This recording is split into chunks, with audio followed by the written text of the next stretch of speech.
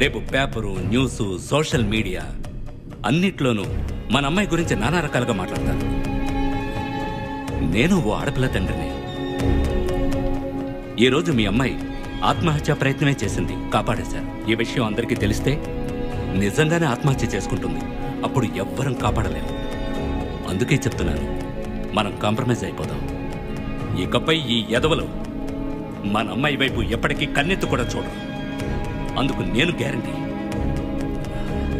ఏమంటారయ్యా?